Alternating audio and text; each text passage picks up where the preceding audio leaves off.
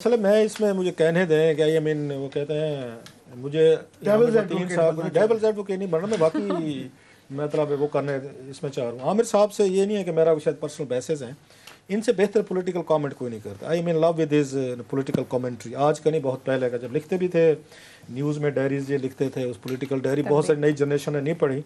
I wish के ये इस डायरी इंग्लिश में कहीं लिख रहे हो तो उनको पता चलता कि पार्लियामेंट्री डायरी लिखी कैसे जाती है। और भी लिखते हैं ये और दोस्त ना हूँ, नुसरत जवेद साहब, मालिक साहब, जियाउद्दीन साहब, शाहीन सबाई साहब। खैर आमिर साहब जो बात कह रहे हैं कि उन्होंने थोड़ा सा ये किया टिचकल कर, मैं नहीं ये बाई करता।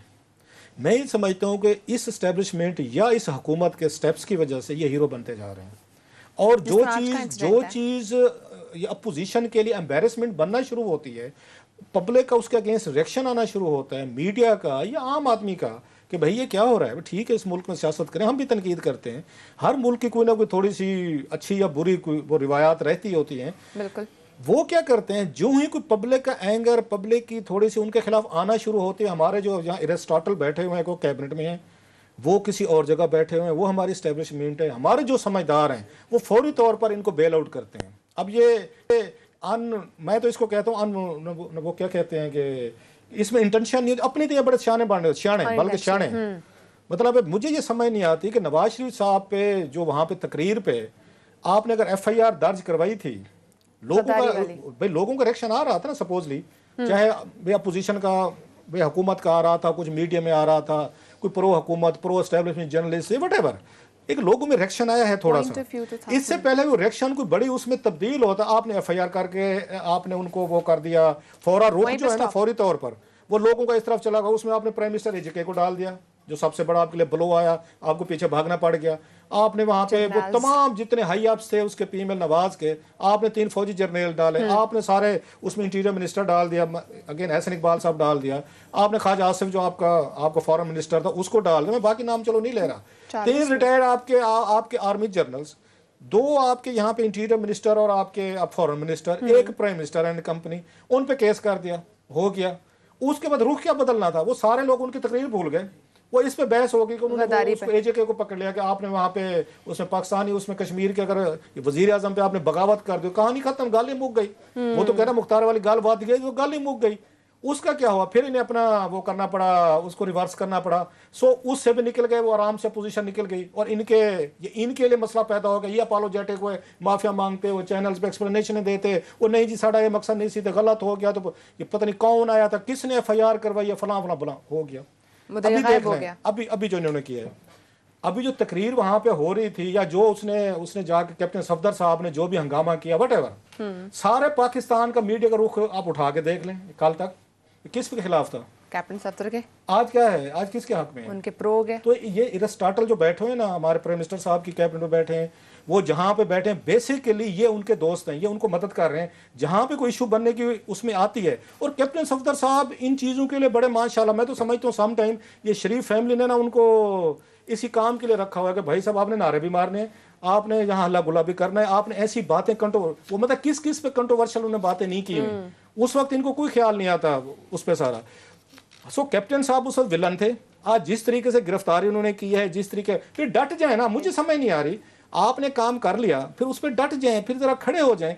और लास्ट में कहूँ कि इस पे प्राइम मिनिस्टर ऑफ पाकिस्तान साहब की मैं तकरीर सुन रहा था, आई वॉज मैसिवली डिसअपॉइंटेड कि अपने आप जो मुखालफिन, भाई मतलब आपस में बैठे हो, आपस में क्या बैठे हैं, पूरी कौम ही सुन रही है, एक मतलब मुहावरा कह रहा हूँ कि मुझसे ज़्यादा ट्रॉलिंग किसी की हुई है सर इस पे सोशल मीडिया में पिछले कोई उसमें 3-4 सालों में। आज तक मेरी आपने कोई उसमें देखी होगी कोई मैंने गैर महज़ब की ज़बान यूज़ करने की कोशिश की। मुझे भी गुस्सा आता है, मैं भी इंसान हूँ, मेरी भी फैमिली है, मेरे भी बच्चे हैं, वो भी एम्बेरस होते होंगे, बहुत सारी चीज़ों से। लेकिन अगर आप थोड़े से पब्लिक फेस हैं, you have to be very careful कि आपने आम आदमी की ज़बान में जाकर उसको जवाब नहीं देना होता। मैं तो मेरे बहुत सारे टीम के लोग कहते होते हैं, ये मुंह पे हैं सारे, कि हम जवाब देना चाहते हैं। मेरे बहुत सारे दोस्त, मैंने कभी किसी को रिट्यूट नहीं किया, अपनी टीम को इजाज़त नहीं दी कि आप जाएं और मेरे मुखालफिन जो मेरे बारे में कह रहे हैं ना, हाँ मैंने किसी को खुद जवाब देना है, मैं खुद दे लूँगा। मेरे कहने का मतलब ये, अगर प्राइम मिनिस्टर ऑफ पाकिस्तान भी अगर उसने इस तरह की उसने आके उसने जेस्चर देने हैं, उसने इस तरह की आके उसने लैंग्वेज इस्तेमाल करनी है, तो फिर हमारे और उनमें कोई फ़र्क नहीं है। एक प्राइम मिनिस्टर ऑफिस की अपनी डिग्निटी है, एक उसका अपना स्टेचर है। जिस तरह के उन्होंने मतलब है वहाँ पे ख्वाजा आसिफ साहब से रिलेटेड की, जिस तरह उन्होंने कहा जी आ जाएँ तो हम ये कर देंगे, मेरा ख्याल है it was in a bad taste. अपनी गवर्नेंस से आप वो ये तवज्जो हटाना चाहते हैं महंगाई का, जिस पे आमिर अभी बात करेंगे। आपका यही ख्याल है कि आप इस तरह के इश्यूज बना के मेन गवर्नेंस के इशू से निकल जाएंगे, लोग 2-4 दिन इन बातों को तो याद रखेंगे, तीसरे दिन वही होगी। थोड़ी सी मेरा ख्याल है डिग्निटी, थोड़ी सी ऑफिस की एक रिस्पेक्ट जो है ना वो रहनी चाहिए। आमिर साहब दैट्स माय व्यू जो मैंने आपका बिल्कुल अच्छा व्यू है, मगर एक तो क्लियर चीज़ है ना, इसमें कोई बहस ही नहीं है कि अगर ये बुनियादी जो वजह है, जिसके पेट में खाना नहीं ना होता वो तकलीफ में रहता है, और जब तक वो तकलीफ ये दूर नहीं करेंगे ये लोग मजमे पढ़ते जाएंगे, ये इसके अंदर पीटीआई के लोग भी आना शुरू हो जाएंगे, ये इसको नहीं रोका जा सकता। इस 4 के बाद 8 जलसे होंगे, जब भी होगा जलसा बड़ा होगा, और किसी वक्त भी जलसा ख़राब भी हो जाता है, वायलेंट भी हो जाता है, बड़ा कुछ हो जाता है। कई दफ़ा सिचुएशन प्लान्ड एज प्लान्ड नहीं चलती है, वो अपनी मोमेंटम खुद ही पकड़ लेती है और वो पकड़ जाएगा। बुनियादी बात ये है कि ये बातों से और टाइगर फोर्स से महंगाई ठीक नहीं होगी। मैं रात को, हमारे बुजुर्ग दोस्त हैं चौधरी यूनिवर्सिटी, बड़ा उनसे सीखा है, 90 साल उनकी उम्र है, और वो उन्होंने रात बैठे हुए थे काफ़ी हमारे साफी दोस्त, उन्होंने कहा मैंने अपनी 70 साल पाकिस्तान की हिस्ट्री के अंदर जो है ना, पंजाब के अंदर और देहात में ख़ास तौर पे आटे की कमी कभी नहीं ऐसी देखी थी। उनका लोग लाइनों में लगे हुए हैं, नहीं महंगा भी मिल रहा है और मिल नहीं रहा, और देहात में इस वक्त महंगाई जो है ना वो शहरों से भी ज़्यादा है, ये भी पहले कभी नहीं हुआ था। तो उन्होंने जो नक्शा खींचा, तो बात यह है कि इनको कुछ सदबाब करना होगा। सदबाब के लिए वो उनसे ही हमने कहा जी आपके ख्याल में क्या 70 साल का आपका तजर्बा क्या कहता है, क्या सलूशन हो सकता है? जी एक तो बात है कि पहला मसला होता है अकल और कैपेसिटी का, कि आपके अंदर जो है ना अकल हो, बहादुरी हो और कैपेसिटी हो कि आप समझे तो सही। तो ये इनके अंदर वही नहीं है कि बड़े आराम से 3 मुजरा आते हैं, मानते हैं कि हमारे से पॉलिसी भी गलत हुई, हम हेल्पलेस हैं, ये जो हमारा कोई डर नहीं है, ये चोर बाजारी वालों पे हमारा कोई डर नहीं है, दुकानदार पे जो चोर हैं, और हम पॉलिसी भी नहीं बना सकते, और हम किसी को निकाल भी नहीं सकते। हमने किसी बाबू को नहीं निकालना और हमने किसी वजीर को नहीं निकालना। वह महंगाई है खुद ब खुद ही शायद ठीक हो जाएगी, पहली बात। दूसरा, कंप्रोमाइज्ड हैं, ये वो नहीं कह रहे, ये मैं कह रहा हूँ कि कंप्रोमाइज्ड हैं। कंप्रोमाइज ये हैं कि हमने देखा है कि 1 दफ़ा नहीं, 2 दफ़ा नहीं, 5 दफ़ा, कई दफ़ा मसाले दे चुके हैं, बुजरा दे चुके हैं।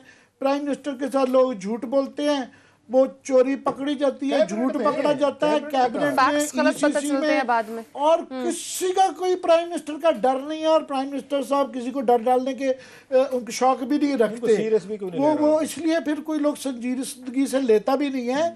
और इनका फिर लोग कॉम्प्रोमाइज ये भी कहते हैं कि शायद ये उनके आगे लाचार लगते हैं, शायद कुछ लोगों ने इनको फंड दिया हुआ है, शायद कुछ लोगों ने इनके साथ वो कंप्रोमाइज है ना, कुछ जो है, ये मरियम जो बातें कर रही है वो फिर हमारे ऐसे भी शक पे हो जाता है कि ये ATMs हैं इनकी, ये उनको नहीं छेड़ सकते। फॉर एग्जांपल, एक तो हो गया ना महंगाई जो फूड आइटम्स की है, आटे की, चीनी की बात हो रही है।